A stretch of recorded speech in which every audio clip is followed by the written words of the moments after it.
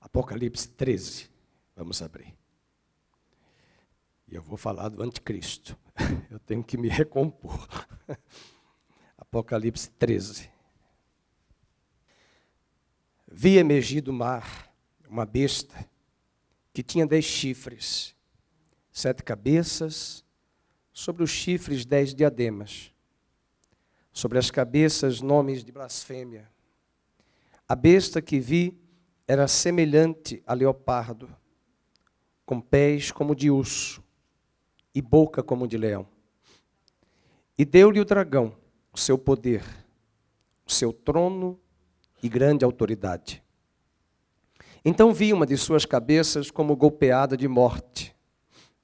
Mas essa ferida mortal foi curada, e toda a terra se maravilhou seguindo a besta. Adoraram o dragão, porque deu a sua autoridade à besta. Também adoraram a besta, dizendo: quem é semelhante à besta? Quem pode pelejar contra ela? Foi-lhe dada uma boca que proferia arrogâncias e blasfêmias e autoridade, para agir 42 meses. E abriu a boca em blasfêmias contra Deus, para lhe difamar o nome e difamar o tabernáculo, a saber, os que habitam no céu. Foi-lhe dado também que pelejasse contra os santos e os vencesse. Deu-se-lhe ainda autoridade sobre cada tribo, povo, língua e nação.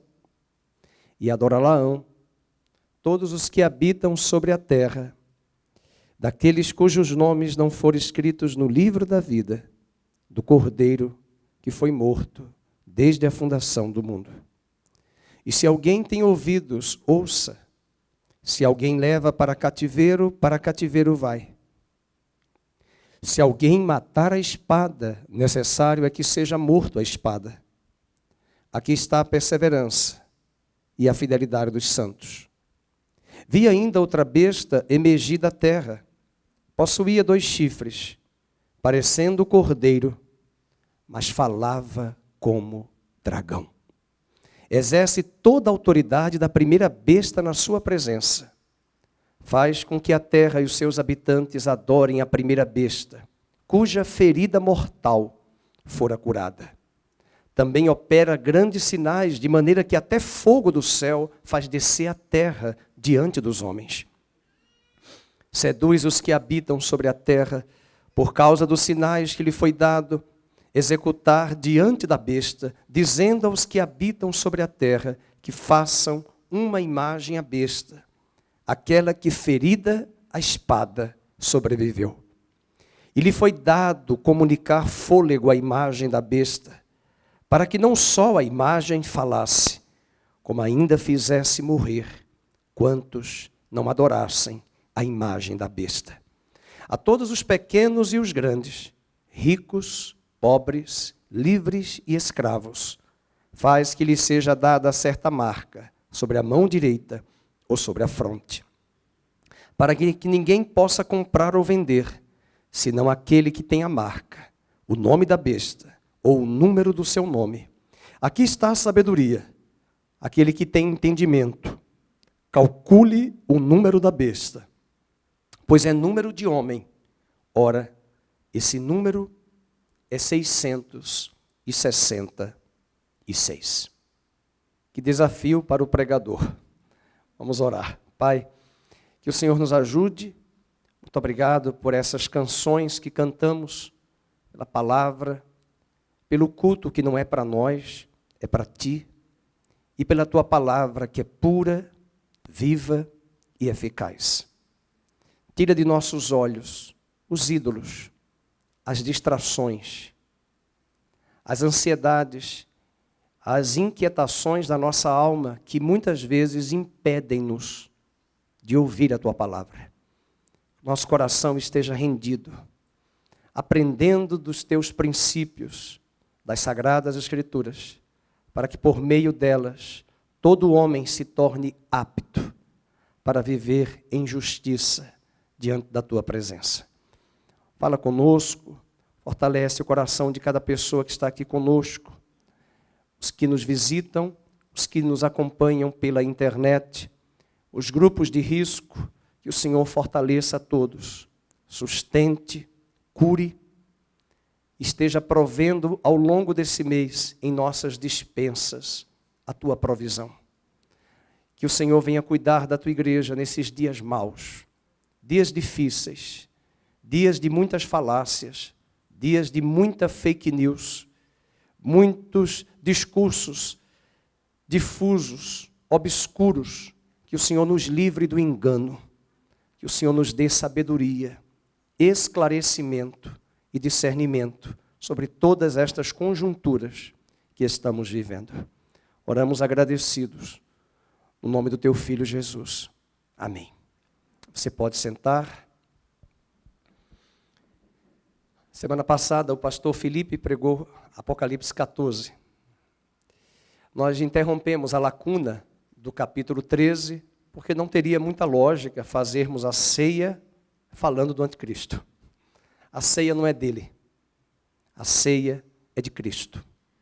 A glória não é para o diabo, para as trevas, a glória é para Deus. Nosso culto não é para nosso ego. Nosso culto, como diziam os reformadores, só lhe deu glória, somente a Deus a glória. Não há nenhum problema de chegarmos nesse capítulo. O capítulo 13 mostra os agentes e os instrumentos usados por esse dragão.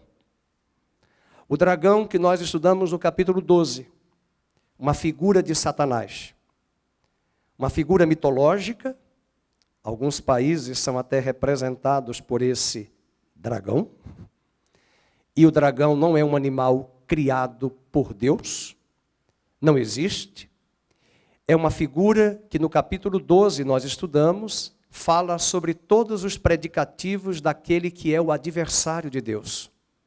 Satanás, o diabo, a antiga serpente, o sedutor do mundo. Agora tem nesse capítulo duas personagens importantes. A primeira besta que emerge do mar e uma outra besta que emerge da terra. Você pode verificar isso, como nós sempre analisamos a Bíblia, no verso 1, eu vi emergir do mar. Mar é uma metáfora de multidões. Se você ler em casa Apocalipse 17, 5, você pode ver na tela Apocalipse 17, 5. Mar, toda vez que aparece na Bíblia, nas Escrituras Sagradas, remete-nos ao sentido de multidões. Veja, por exemplo, eu falei o 17:5, mas acho eu que seja Apocalipse 17, deixa eu buscar aqui uma referência para que a gente possa conferir isso melhor. 15, eu falei 5, mas é o 15. Apocalipse 17, 15, vejam. Falou-me ainda, quem são essas águas que viste, onde a meretriz, a Babilônia, a prostituta, está assentada. E ele explica, todo o livro, né, existe uma regra na hermenêutica bíblica, teológica, que a Bíblia por si só, ela se auto-interpreta. Você não pode tomar um versículo isolado da Bíblia para entender. É perigosíssimo usar um verso isolado. Não faça isto. Mas quando você toma um texto e linka esse texto com outros textos, você consegue obter a resposta na própria Bíblia do que significa aquela passagem.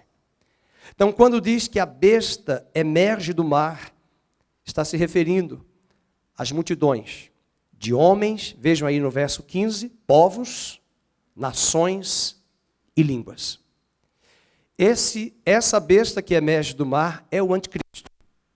A outra besta, vamos voltar para o versículo de número 11, ela emerge da terra.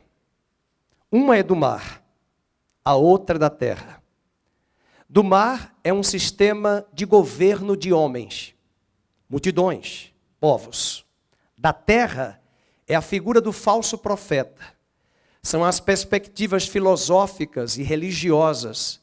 Alguns acreditam que essa segunda besta, o falso profeta, seja um espírito religioso, marcado por um pensamento filosófico, de humanismo, que glorificará e exaltará a primeira besta. Depois eu volto a falar sobre isso. As duas bestas, uma é um monstro horrível, na figura de Daniel. Mas a segunda besta, ela está disfarçada. A primeira é a mão de Satanás. A segunda é a mente do próprio diabo. A primeira representa o poder perseguidor de Satanás, operando por meio do engano as nações deste mundo, usando os governos deste mundo para reger esses homens a partir de suas premissas e pressupostos. A segunda besta, ela simboliza as religiões falsas e as filosofias. Os irmãos têm percebido que o século XXI está ressuscitando com muita propriedade o humanismo? Os irmãos percebem que o espírito de autoexaltação ao homem, ele tem aparecido de forma tal, é possível de ver isso nas redes sociais, nas empresas, no mundo dos executivos. Alguns se acham deuses, inclusive governantes, poderosos. Esse culto ao homem já tem ressuscitado. O humanismo foi um movimento muito importante de contraponto antes da Reforma Protestante.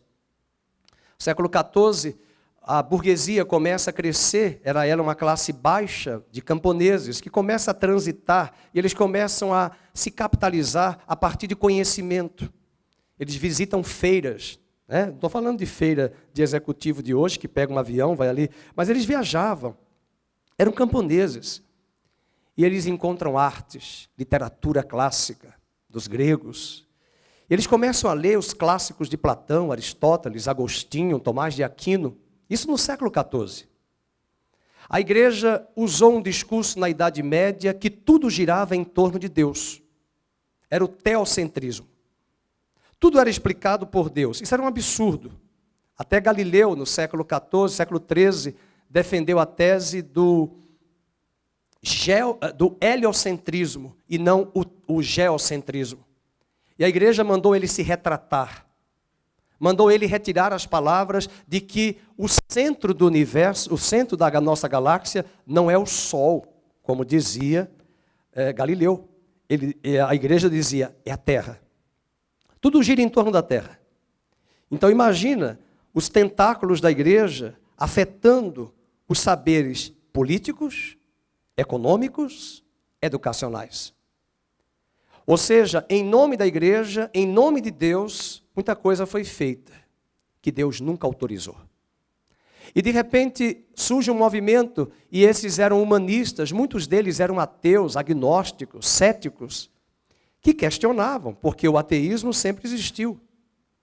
E uma das premissas da nossa sociedade moderna, do Estado moderno, que é muito importante, que nós estamos perdendo nessa pandemia, são as liberdades civis. A liberdade de pensamento. A liberdade de ir e vir. Eu gostei ontem de uma reportagem, quando uma criança, um menino de 12 anos, morreu no Rio de Janeiro, numa bala, na Avenida Brasil. Parou o carro para comprar um sanduíche. O tiro veio. Pá! De quem é a bala? E aí a pessoa perguntou, isso foi bala perdida? Ele disse, não existe bala perdida. O que existe é uma ausência de um Estado que não me garante a liberdade de ir e vir. Esse movimento de humanismo, ele vai ser muito importante e propulsor para a própria reforma protestante que vai surgir no século XVI. E esse movimento, ele constrói, mas assim, ao mesmo tempo exalta o homem. É só você lembrar, quando você um dia, quem já visitou a Capela da Sistina, na Itália, em Roma, e todas as obras clássicas de Michelangelo, Leonardo da Vinci, o culto às artes. A arte, ela é algo que veio do coração de Deus, que ela seja usada da forma correta. Mas é triste quando nós colocamos na arte o ego massageado do homem. A arte deveria nos chamar a atenção, por exemplo, essa semana a Beatriz, que é artista plástica, que eu gosto muito das pinturas dela, ela nos presenteou, vou dizer aqui com muito carinho, um quadro que eu tenho na minha cozinha que ela nos deu, uma galinha de Angola. A minha esposa lá de Pernambuco, da terra das galinhas, né? Porto de Galinhas, as galinhas de Angola. E aí ela me deu aquela tela muito bonita de presente de aniversário, uns 3 anos atrás, e essa semana minha esposa colocou o quadro ali, e eu fiquei olhando, que galinha bonita. E na hora que eu olhei para a pintura, né, muito bem feita, uma arte feita mais para aquele tipo de ambiente, cozinha, eu lembrei da irmã Bia, porque a pintura me remeteu à artista. Então, nós deveríamos olhar para a arte e olhar para o Criador. A arte é isso, né? Mas, infelizmente, ela vai enveredar-se por um caminho de até questões muito subjetivas que hoje, no mundo Brasil contemporâneo, não é arte. Pode chamar de outra coisa, mas não é arte. Esse movimento de humanismo, ele volta a aparecer agora de uma forma tal, no século XXI. E as redes sociais e as plataformas sociais de mídias, elas vieram incrementar esse culto ao próprio homem. Quando a ideia do humanismo era isso, o homem é a medida de todas as coisas. Ele não é a medida. Deus é a nossa medida. E melhor afirmando, Jesus é a nossa vara de medir. É a nossa baliza. Paulo diz em Efésios capítulo 4, que um dia, todos nós, eu e você, estamos aqui, crescendo, até chegarmos à estatura da varonilidade perfeita, à imagem de Cristo Jesus. O anticristo será uma espécie de encarnação de Satanás. O apóstolo Paulo diz em 2 aos Tessalonicenses, capítulo 2, verso 7, que o mistério da iniquidade já está operando. O anticristo encarnará o poder dos reinos ímpios e também o poder de Satanás. Uma das grandes características que possibilitará a emersão, né, o emergir, corrigindo, do anticristo, é uma grande apostasia. Haverá um grande esfriamento nas nações e principalmente na igreja, onde uma boa parte da igreja apostatará da fé, esfriará, que Deus nos livre e nos guarde. E essa apostasia permitirá a esse mundo sem Deus a uma crença em um super-homem chamado anticristo. As várias faces do anticristo que nós precisamos entender a partir das escrituras sagradas é que a palavra anticristo, ela significa um Cristo substituto. A palavra anticristo vem da palavra grega anti, por exemplo, antídoto. Antídoto. O que é antídoto? O próprio veneno da cobra que pode me picar com veneno, ela traz em si mesmo o próprio veneno, o antídoto. Então, anti em grego tem 2 sentidos. Contra, por exemplo, agora nós queremos uma vacina nessa pandemia. Então, vai ser um antídoto da própria carga viral que será feita. Anti em grego tem duplicidade. No lugar de, mas ao mesmo tempo contra aquele vírus. Então, anticristo significa alguém usurpar para si um título que não lhe pertence, que pertence a Cristo, está no lugar de Cristo, mas ao mesmo tempo seus valores, suas premissas são contrárias à ação de Cristo. Então, esse anticristo, segundo a Bíblia, nós vamos ler algumas questões para a gente entender o capítulo 13 de Apocalipse. Quem está vindo hoje pela primeira vez, não se assuste. Nós temos estudado desde o início do ano Apocalipse. E eu lembro sempre que Dr. Martin Lloyd Jones estudou Romanos em Londres, na Catedral de Londres, 12 anos. Então, Apocalipse, nós estamos ainda fraquinhos, 1 ano. E agora nós estamos no capítulo 13. Faltam ainda 9 capítulos, possivelmente até o final do ano, nós vamos estudar versículo após versículo, se Deus nos der vida.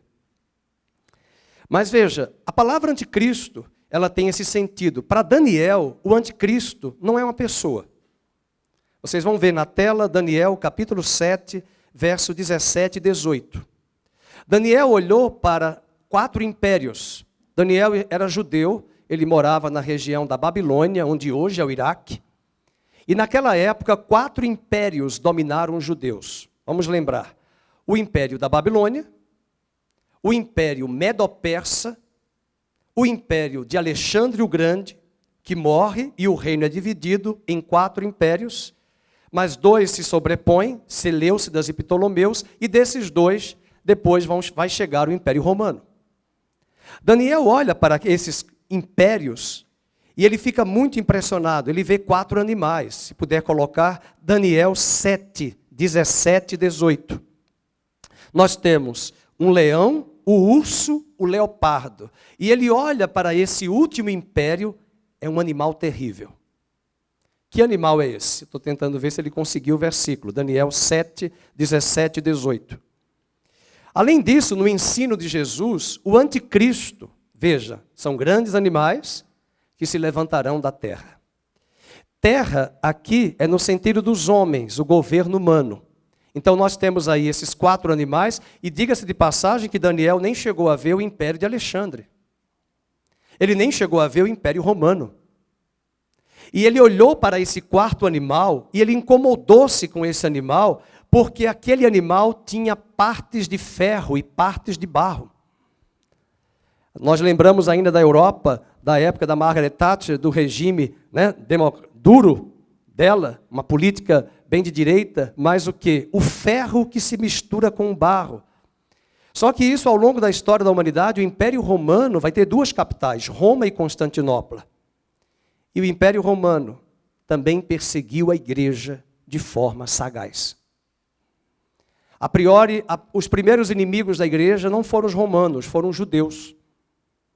Mas o Império Romano, na pessoa de Nero e de outros imperadores, Domiciano, por exemplo, que foi o grande imperador na época do apóstolo João, que escreveu o Apocalipse, era um déspota, era um tirano. E esses impérios, na figura de Daniel, também falam para nós do anticristo. Outro ensino que Jesus trouxe. Jesus falou de que o templo de Jerusalém seria destruído, que os gentios pisariam e perseguiriam e matariam os judeus. Se um dia você tiver a oportunidade de ir a Jerusalém e visitar ali no deserto, próximo ao Mar Morto, uma fortaleza de Herodes, que hoje é um lugar turístico para subir e conhecer, chamada Massada. O general Tito, antes de ser imperador, no ano 70 depois de Cristo, ele invade Jerusalém, destrói o templo, mata os judeus e rouba os móveis do templo. E diz a Bíblia Sagrada, e diz a história, quem conta isso é um grande historiador, Flávio Joséfos, traz a menção de que uma parte desses judeus conseguiu fugir e se refugiar na fortaleza de Herodes, um lugar muito alto. Até para subir, como é que chama lá? Não é bonde, tem elevador, mas tem o teleférico. Na época que eu fui não tinha, agora já tem, nessa última viagem que fizemos com a caravana, mas você vai encontrar ali na fortaleza de Herodes. Então, era um lugar estratégico que os romanos não conseguiam chegar. E a história diz, Flávio Joséfo relata, que quando os romanos chegaram lá, 960 corpos de judeus estavam ali. Eles se suicidaram. Preferiram morrerem daquela forma, usando pessoas que começaram a matar os seus parentes, do que se entregarem ao regime do Império Romano. Eu fico até emocionado porque é uma das histórias mais trágicas do povo judeu nesse período. Além disso, um outro imperador chamado Adriano, no ano 125 depois de Cristo, ele fez algo terrível que até hoje nos afeta e atinge o Estado de Israel moderno. É muito comum na Bíblia, nas nossas Bíblias, né, que são traduzidas em português, eu tenho aqui a minha Bíblia, a maioria dos mapas coloca aqui Palestina. Nunca existiu esse termo Palestina. A terra de Israel se chamava Canaã. Mas esse imperador Adriano sabia que um dos grandes inimigos dos judeus no Velho Testamento eram os filisteus. Eu vim de uma época de filisteus, de farmácia, meu pai era farmacêutico, farmácia era com PH. Estão lembrados disso? Só os antigos, né? Os mais novos não lembram, não. Farmácia com PH. PH é farmácia, tem até drogas, drogaria chamada farmacêutica, PH. Filístia é filisteu. Philistine, em inglês, de onde vem a palavra Palestine. Philistine, Palestine, Palestina. Esse imperador Adriano fez algo sagaz. Ele pensou, de quem é essa terra? Dos judeus. Qual o nome da capital? Jerusalém. Então veja, ele muda o nome da cidade de Jerusalém e batiza a cidade de Aelia Capitolina. Chique, né? É latim, quer dizer cidade do Adriano. E ele muda o nome da terra de Israel, Judeia, para Palestina. Ninguém nunca havia batizado aquela terra de Palestina.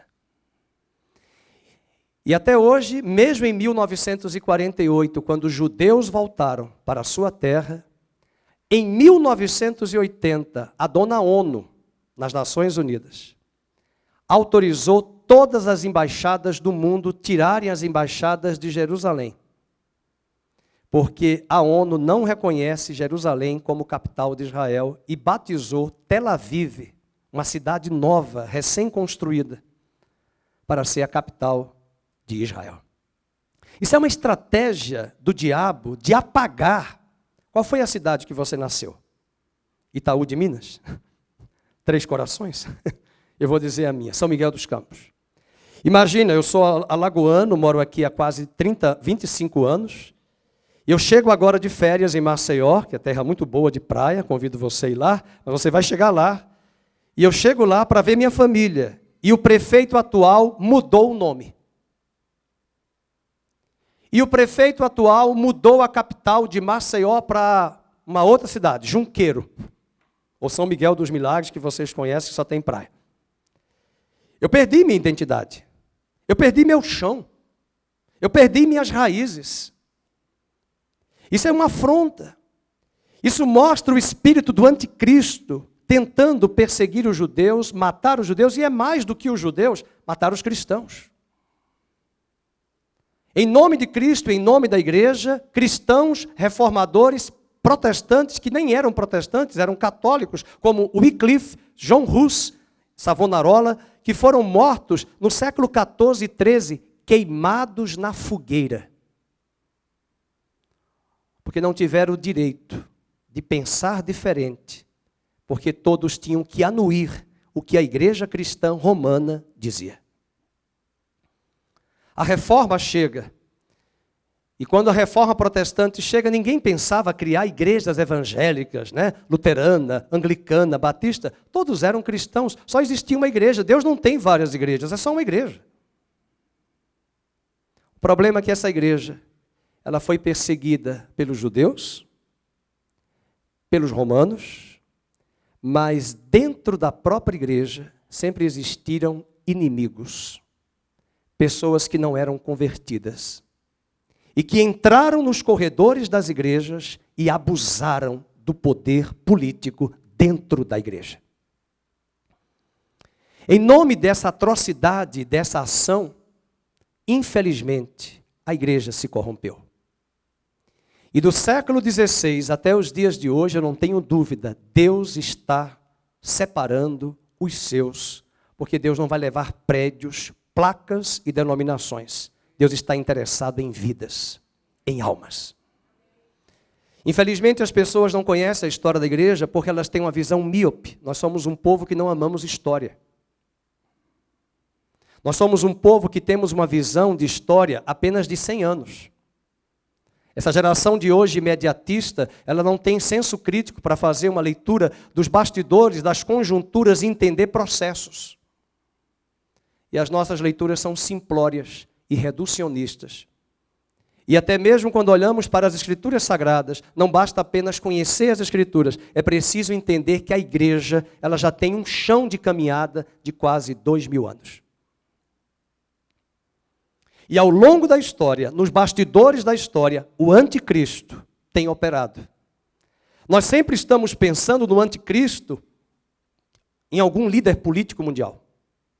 Eu não tenho certeza, Deus não falou para mim, nem falou para você, porque Ele não me deu o script. Mas nós temos uma grande dúvida. Será que existirá um anticristo, uma pessoa, um ser personificado? É possível que sim. Será que esse anticristo será um sistema de valores onde o homem é exaltado? Possivelmente. E nós percebemos que esse humanismo tem se levantado veementemente nos dias de hoje. Parece que a resposta está em mim, está em você. Até nós, pastores, gostamos muitas vezes do massageio do ego. E nós precisamos ter muito zelo de que a atenção do culto não é para nós, é para Deus. A glória não é do homem, é para Deus. Por que nós ouvimos a Cristina Mel? Porque eu conheço há muitos anos a vida dela. A forma de cantar, as letras, não faz apelo. E hoje nós temos até em muitos púlpitos uma percepção de apelo ao show, ao espetáculo, ao exibicionismo, e nós saímos das igrejas vazios, porque só Deus pode nos preencher e nos saciar. O anticristo, ele é citado, por favor, coloque na tela, 1 de João 4, 2 e 3. 1 de João 4. Veja o que João, o apóstolo, que escreveu o Apocalipse, nos diz. Ele usa o anticristo num sentido impessoal.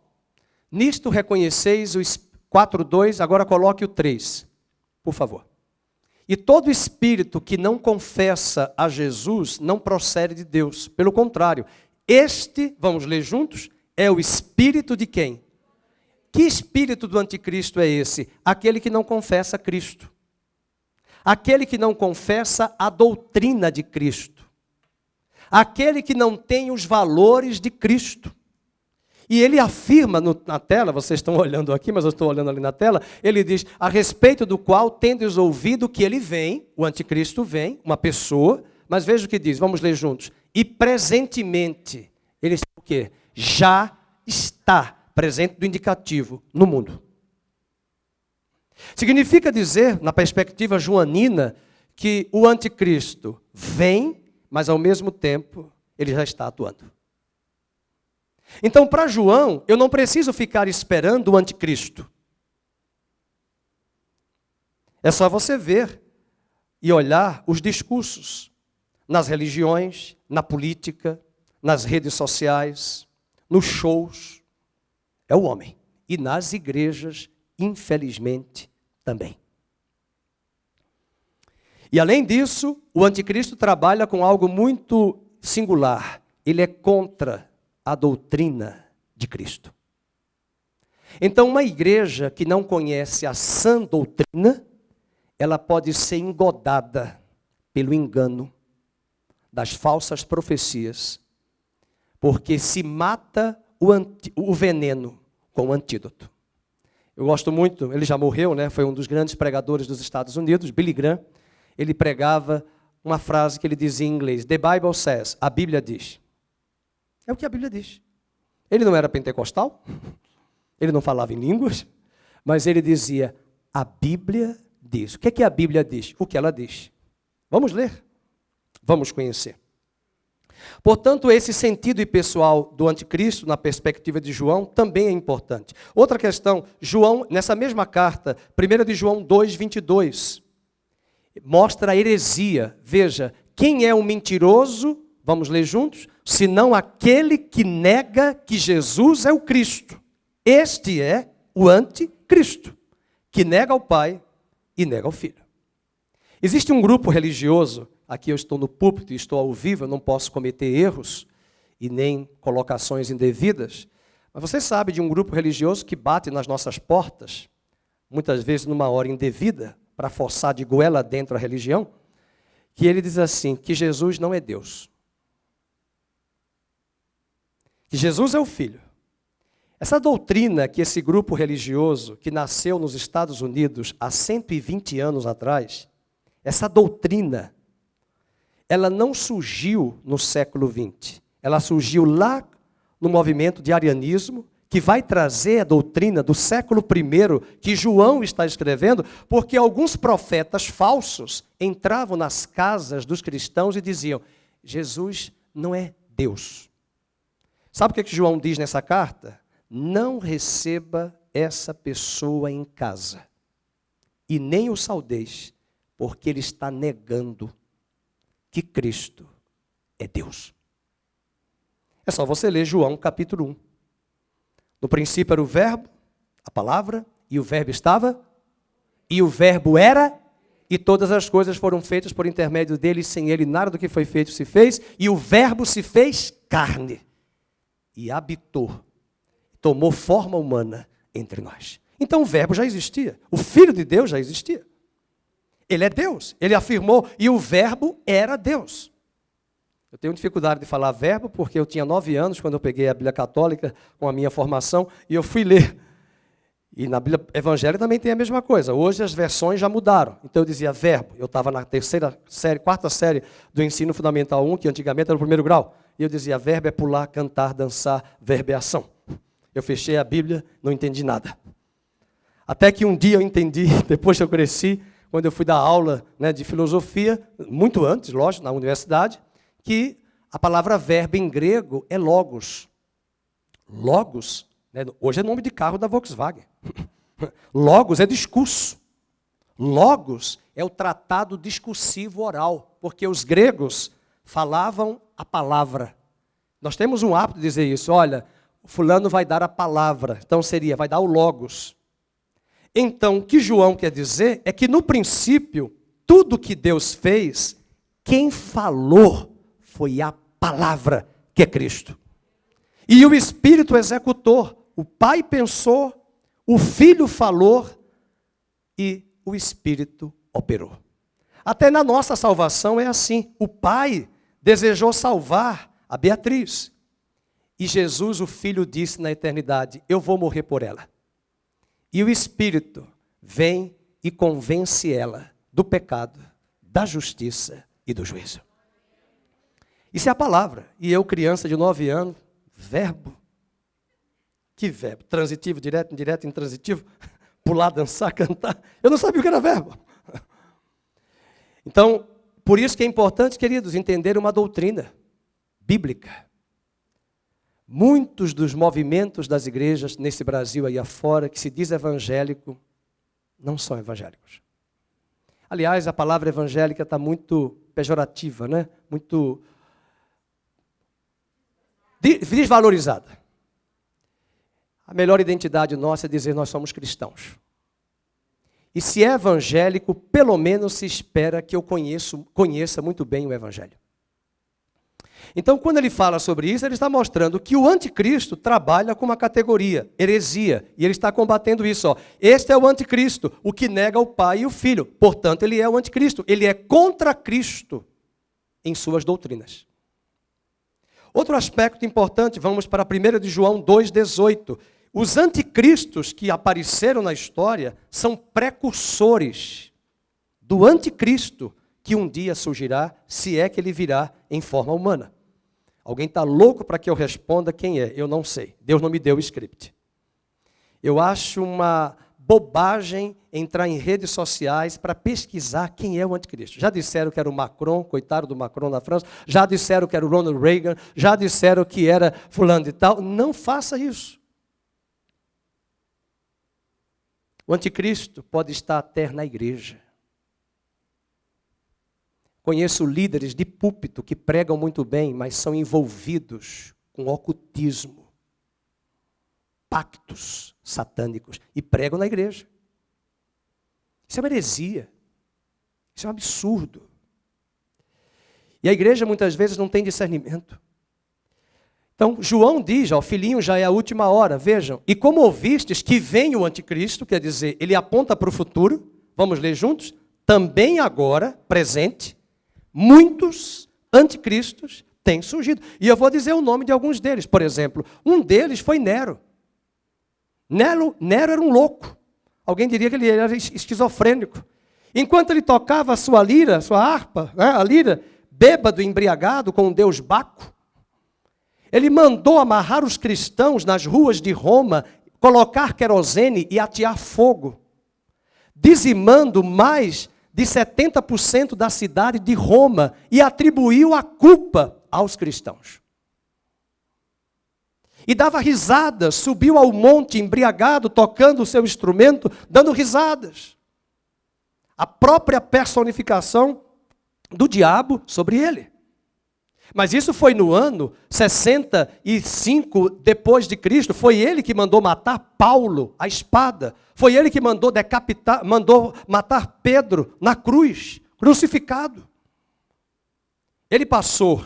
João é o último apóstolo que está escrevendo Apocalipse e essa carta.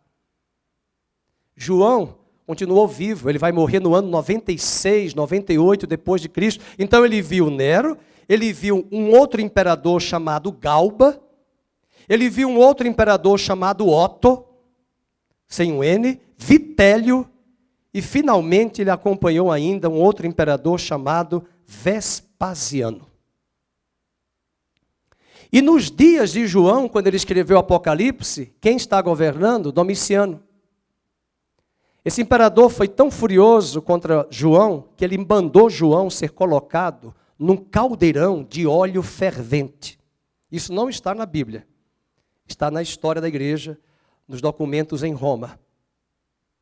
E diz a história que ele saiu daquele caldeirão sem nenhuma queimadura. Você crê em milagre? Já pensou jogar o Fernando num caldeirão? Primeiro que já ficaria frito, só tem osso e pele. Teria aquelas agulhas que a gente come lá no Nordeste, na praia, para tomar um petisco, como comer uma agulhinha frita. É o Fernando frito.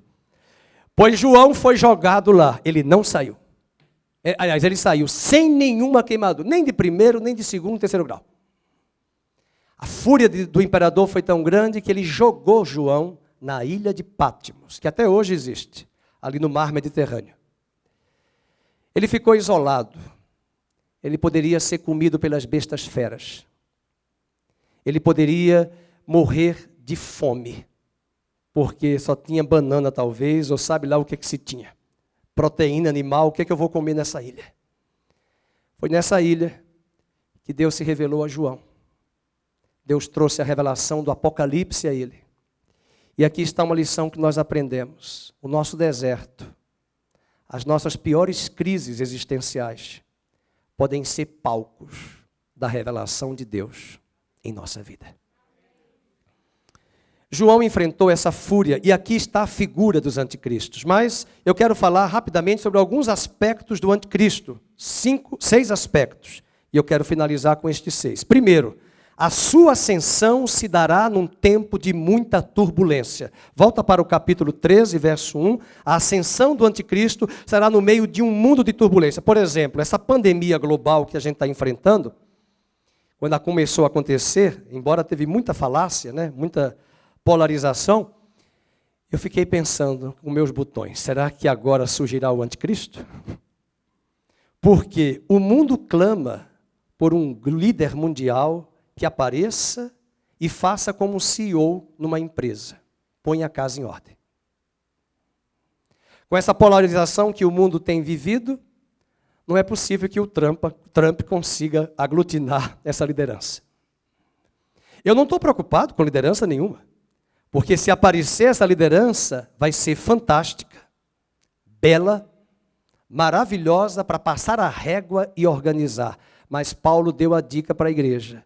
Quando ouvirdes falar de paz e segurança no mundo, eis que de repente virá a destruição. Então, não podemos ficar a esperar desse grande líder. E realmente, parece que essa besta, se realmente esse anticristo vier dessa forma, como se pretende ver na Bíblia, ele vai conseguir, mas ele vai aparecer em um momento caótico, em um momento de crise. E antes do levantamento do anticristo, o mundo entrará em desespero, em um beco sem saída. E um grande historiador, Arnold Toynbee, diz, abre aspas, o mundo está pronto para endeusar qualquer novo César que consiga dar à sociedade caótica unidade e paz. Fecha aspas. E esse anticristo surgirá num tempo de profunda desatenção da humanidade à voz do juízo de Deus. Ele vai aparecer, ele vai resolver, ele vai conseguir limpar e passar a régua. O mundo aparentemente gozará de paz, mas virá repentina destruição. Segundo aspecto é que ele incorpora todo o poder e a crueldade dos grandes impérios do passado. Vamos lembrar de Hitler. Hitler não matou apenas 6 milhões de judeus. Ele dizimou com seu grupo 2 milhões de gays, lésbicas, negros, deficientes físicos. É que os judeus conseguem contar 6 milhões porque eles são donos da indústria hollywoodiana. Eles têm capital. E quem tem dinheiro consegue reproduzir a sua história. E os oprimidos? E os que não conseguem contar? As experiências nazistas feitas em laboratórios era de extrair as coroas de ouro dos dentes dos judeus sem anestesia. Eu sou dentista de formação. Tenta arrancar um molar de 4 raízes. Cadê a doutora Vitória que está ali? 4 raízes sem anestesia. Arranque, faça um canal. Vai agora você para um canal de um molar sem anestesia. Aí eu vou dizer que você é homem com H e mulher com M, maiúsculo. Ninguém consegue. Eu conheço homens que choram e gritam no consultório odontológico. Então, esse homem virá na esfera de Hitler, na esfera de Mussolini, na esfera de Nero, na esfera de grandes déspotas, em grande proporção. A priori, ele se mostrará belo, que consegue resolver todas as coisas. Mas, ao mesmo tempo, por fora bela viola, por dentro pão bolorento, ele vai mostrar a sua verdadeira identidade junto às nações. A terceira característica desse anticristo é que ele agirá no poder de Satanás. Veja o capítulo 13, verso de número 4. Adoraram o dragão, porque o dragão, verso 4, deu a sua autoridade à besta. Então o dragão, que é Satanás, dará autoridade à besta. Satanás teve um grande projeto antes dele cair. Ele era Lúcifer. E quando ele tenta Adão e Eva, ele diz, coma, porque se você comer, você será igual a Deus. Era o que ele queria. Ele conjugou 5 verbos em Isaías 14, na hora da sua queda. Ele pensou na mente dele, eu subirei ao monte de Deus, eu exaltarei o meu trono, eu farei, é sempre assim, olha o homem também dizendo isso, e o último verbo que ele conjuga diz, e eu serei semelhante a Deus. Ele nem conseguiu lograr êxito. Deus o derrubou. Ele caiu. Mas ele se transforma em Satanás, que não é nome próprio, é adversário de Deus. E ele traz, uma das estratégias dele é imitar Deus. Então veja, Deus é um Deus triuno, dizia Santo Agostinho, não é trindade. Trindade é um termo que não tem na Bíblia. Trindade são 3 divindades, não tem 3 divindades. São 3 formas de uma única divindade. Então veja, diga comigo, Pai, Filho, Espírito. Então diga, o Espírito glorifica o Filho. Diga isso. O Filho glorifica o Pai. Isso aconteceu no ministério de Jesus. Jesus falou que ele não glorificava a ele mesmo, mas ao Pai. E que quando ele enviasse o Espírito não falaria de si mesmo, mas falaria de Cristo que glorificaria o Pai. Agora olha a trindade satânica. O dragão, a primeira besta e a segunda besta. 3. A segunda besta, que é o falso profeta, ela vai glorificar o anticristo. Significa que possivelmente essa segunda besta, que emerge da terra, volta para o verso 11, ela vai exaltar a primeira, que é o anticristo. Vamos lembrar, o Espírito glorifica Jesus, o falso profeta glorificará a primeira besta. Muita gente já caiu na ideia de afirmar que o falso profeta seria um líder de uma igreja romana. Mas o falso profeta pode ser que seja um discurso ecumênico, uma religião falsa, sem compromisso com Deus, que vai glorificar e anuir as propostas do anticristo. E o que nós estamos percebendo é que uma boa parte da cristandade hoje está indo nessa linha. Como ela não tem doutrina, como ela não tem baliza, como ela não tem parâmetros, ela começa a fazer alianças com o mundo, com a carne, com o pecado e com os discursos ideológicos e doutrinas falsas. E essa igreja se corrompe, se apostata e começa a costurar alianças com o espírito do anticristo. Isso é o falso profeta, que glorifica o anticristo, que glorifica o dragão. Mas é interessante, das 3 pessoas da trindade de Deus, quem foi a pessoa que veio à terra e se tornou homem? Cristo.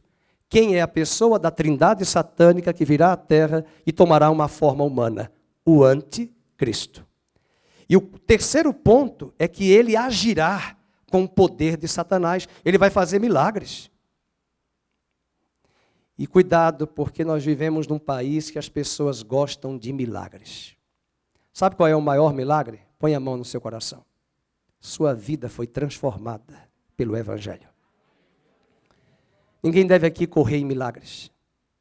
As pessoas fazem em nome de milagres, mercadejam a fé, é um balcão de negócios do púlpito. Toma lá, dá cá. É um balcão de negócios.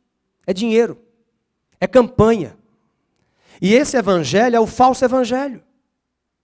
Nós não temos que correr atrás dos milagres. Os milagres nos acompanham. O apóstolo Pedro ia e a Bíblia diz que a sombra de Pedro curava os enfermos. A sombra. Imagine a boca dele. E a nossa boca. E não é Pedro, somos nós, é a igreja. Infelizmente, nós temos uma igreja no Brasil muito mística.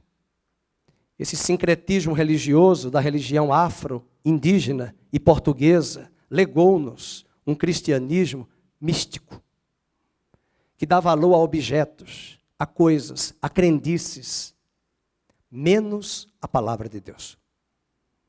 E esse poder de Satanás tem vindo. Vocês vejam que as pessoas, elas olham assim, nossa, mas ele entrou naquela igreja e ele foi liberto. Sim, ele foi liberto, mas o engano está nele. Ele foi curado, sim, mas os magos do Egito pegaram as varas e elas transformaram-se em cobras também. Satanás tem poder, mas o maior poder é de Deus. E uma das estratégias dele é ludibriar a igreja de Cristo, enganar. Então não corra atrás de milagres. Você é um milagre. E cá entre nós, Deus faz milagres, inclusive hoje aqui. Eu tenho certeza que enquanto a palavra está sendo pregada, e você que nos assiste em casa ao vivo, Deus está curando a sua vida pela palavra. O anticristo também será um objeto de adoração em toda a terra. Veja o capítulo 13, verso 3. A besta que vi era semelhante a leopardo, como pés de urso, boca como de leão, e deu-lhe o dragão o seu poder, o seu trono e grande autoridade. Significa que ela será adorada. A Bíblia diz que eles vão ter um coro. Quem é como a besta? Metaforicamente dizendo, quem é como esse governante? Se você for a Paris, tem uma praça de um grande estadista, que eu não recomendo você segui-lo. O Montesquieu, que foi um dos grandes pensadores do Estado soberano e contemporâneo, ele dizia que um bom Estado republicano tem que ter 3 poderes, executivo, legislativo e judiciário. Nós sabemos disso. Mas esse Luís XIV da França tem um busto dele em Paris, numa praça, assim. E aqui embaixo, em francês e em inglês, I am the state. Eu sou o Estado. Sabe o que é isso? Roberto Carlos perdeu de 10-0. Esse cara sou eu. O que quer dizer eu sou o Estado? Eu governo, eu crio as leis, eu julgo, eu mando. Isso é o Estado moderno, do Luís XIV. Que depois vão se vangloriar da Revolução Francesa que mesmo sendo a grande Revolução Francesa, teve seus gaps, suas lacunas, porque aonde tem o humanismo, o homem se exalta. E que bom que nós tivéssemos e tenhamos no país os 3 poderes, cada um no seu quadrado, sem ativismo. E isso mostra que Luís XIV, que personificou essa ideia, eu sou o Estado, eu mando, aqui nessa terra do Brasil, onde a gente aprendeu o coronelismo, funciona assim, você sabe com quem está falando? Eu tenho vontade de dizer com um saco de osso coberto de pele, que os cadáveres já, os vermes já vão comer. Com quem está falando? Nós somos todos iguais perante a lei. É esse homem que Roberto Carlos vai se encantar quando encontrar. Esse cara sou eu. Espero que o Roberto Carlos não o veja. Que se converta a Cristo antes. E conheça a Cristo antes. Quem sou eu para dizer para se converter? Porque só Deus é quem sabe quem é convertido ou não.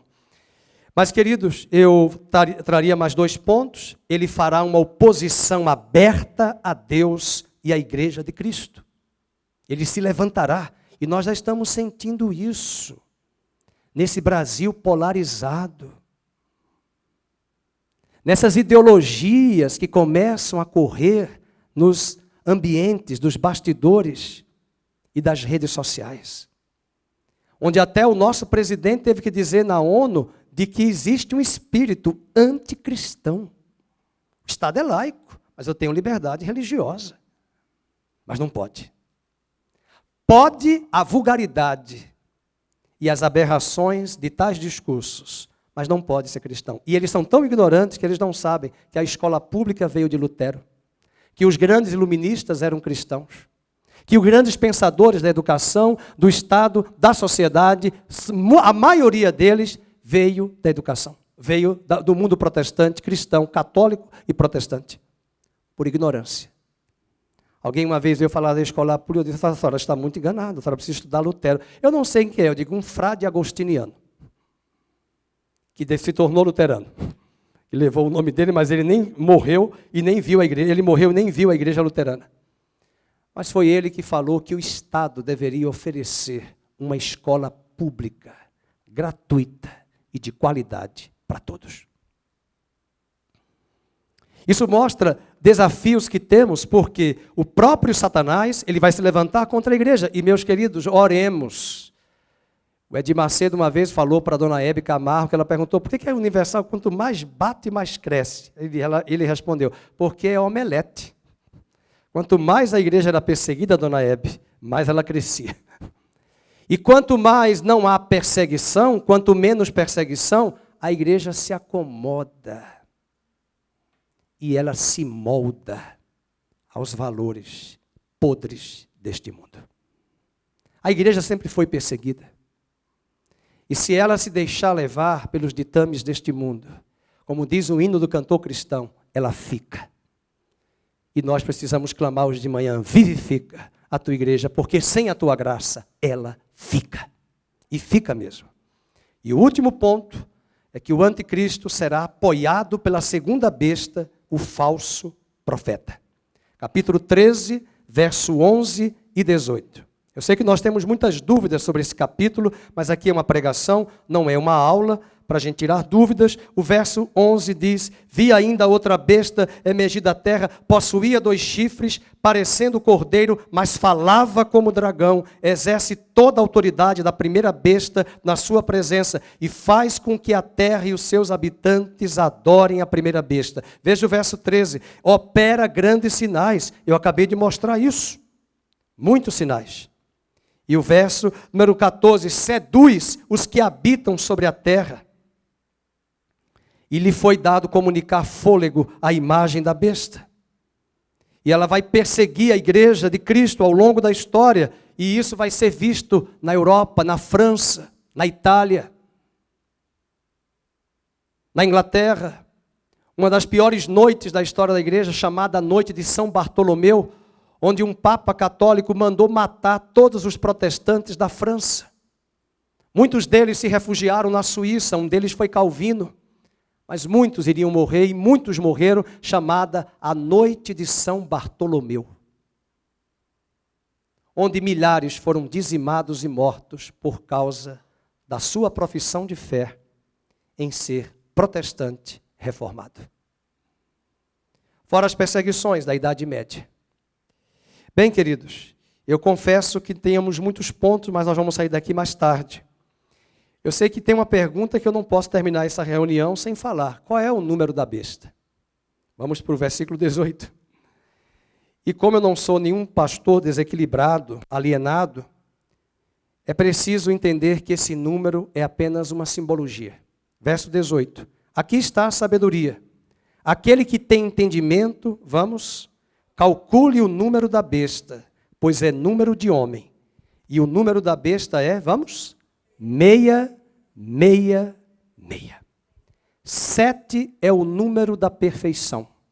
6 é o número incompleto, imperfeito. Se Deus, quem teve aqui a experiência de ouvir na sala de aula, eu ouvi que 7 é a conta do mentiroso. Sério, eu ouvi. Eu tive uma professora que dizia, quando eu converti, que eu li a Bíblia, eu descobri que 7 é o número de Deus. Apocalipse tem vários 7. Mas o 666 é chamado o número do homem. E esse 666 por conta da trindade. O dragão, o anticristo, o falso profeta, uma trindade, governando e agindo sobre os homens através dos seus valores. Só que eu trago a palavra do pastor Felipe domingo passado para encerrar. Quem estava domingo à noite ouviu, em Apocalipse 14, que todos os cristãos que são separados por Deus, remidos, têm a marca de Cristo, o selo do Espírito. Quem não tem a marca de Cristo, tem a marca da besta. Não saia por aí procurando a marca. E, por favor, não cumprimente os irmãos no final do culto. Você tem a marca? E vai ficar deselegante. Eu não tenho autonomia para dizer quem daqui tem marca, e nem estou preocupado com isso.